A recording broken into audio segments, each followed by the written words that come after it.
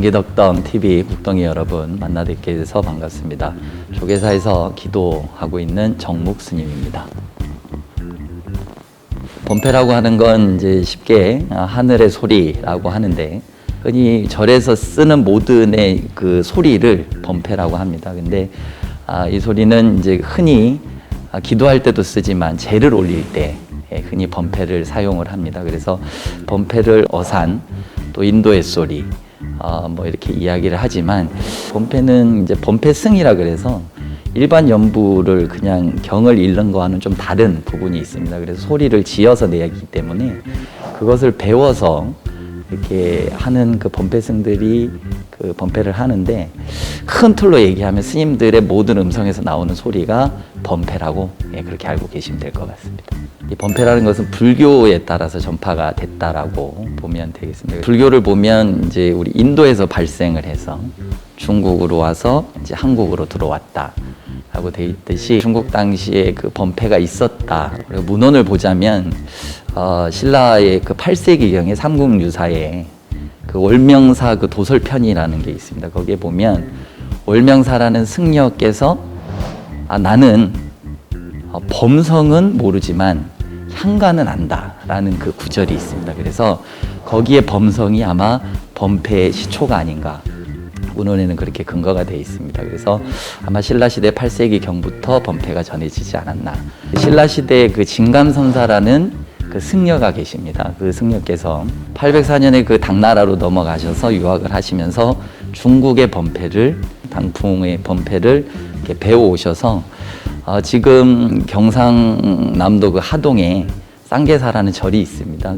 거기에서 그 당나라에서 배워오신 그 당풍의 범패를 그 절에서 제자들한테 전승을 했다라고, 그 문헌은 어디에 나와 있냐면 국보 47호로 지금 지정이 되어 있습니다. 진감선사 대공탑 비문이라고 대웅전 앞마당에 그 비문이 비석으로 이렇게 되어 있습니다. 일본의 그 원인 자강 대사라고 해서 그 문헌에 입당구법 순례 행기라는 게 있습니다.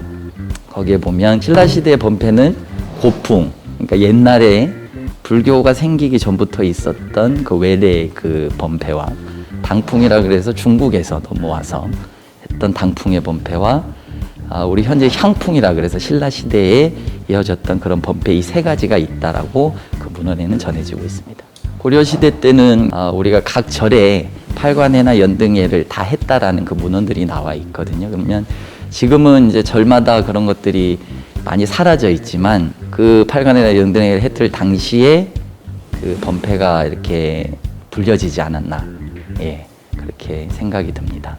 조선시대에는 좀 숭유억불 정책으로 해서 범패가 조금 위축이 된 그런 부분이 있지만, 흔히 우리가 범패를 이야기를 할 때 경기 범패, 그다음에 영산 범패, 지역마다의 그 풍의 범패들이 다 있습니다. 범패승들이 그 범패를 좀 계승하기 위해서, 발전하기 위해서 노력을 해서 지금까지 현재 이어져 왔다라는 것이 범패의 역사가 되겠습니다.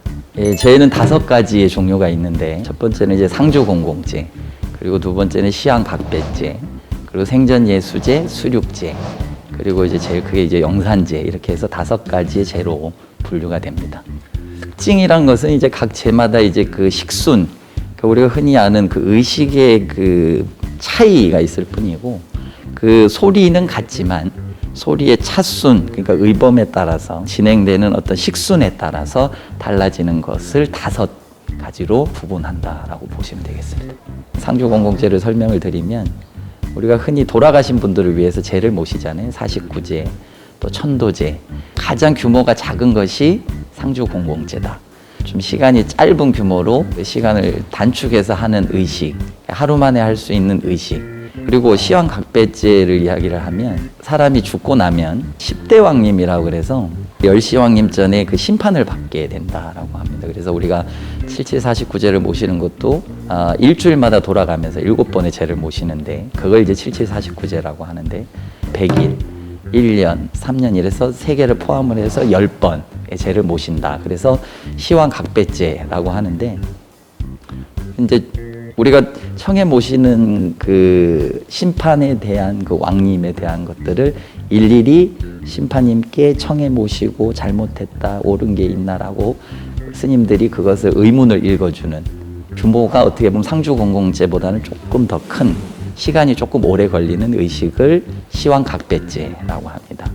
그리고 세 번째 그 생전예수제라고 하는 것은 말 그대로 우리가 생전에 미리 닦아서 지내는 제다라고 해서 생전에 우리가 좀 잘못한 것이 있거나 좀 복을 지어야 되는 것이 있거나 이러면 이 제를 통해서 내 복을 또 구하고 또 망자 돌아가신 분들을 위해서 또 이렇게 제를 모시는 상주공공 시황각배제보다는 조금 더 규모가 조금 큰 것이 이제 생전예수제고, 네 번째 의식은 우리가 흔히 뭐 이제 수륙제라 그래서 물수자를 쓰는데 흔히 바닷가에서 바다를 바라보고 이렇게 제를 모시는 게 수륙제라고 이렇게 알고 있지만, 쉽게 설명하면 뭐 이렇게 물에 빠지거나 이렇게 죽은 분들을 위해서 지내는 것이지만, 요즘은 이제 무태서 육지에서도 그 제를 지내거든요.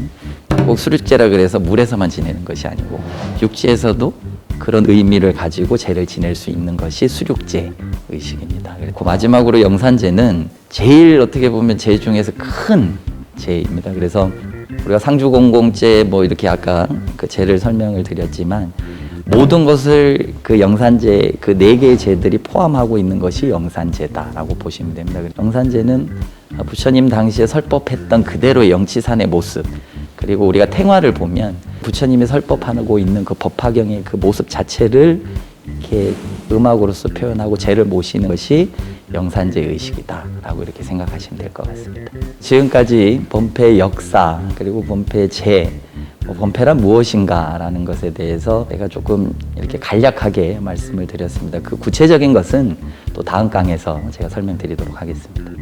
감사합니다.